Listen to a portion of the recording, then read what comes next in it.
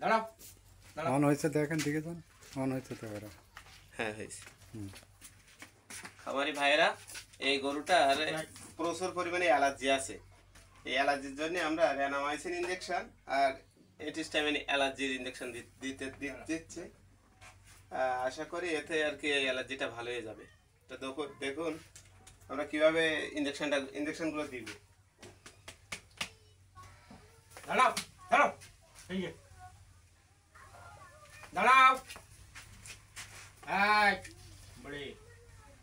হয়ে গেছে আরেকটা দাঁড়াও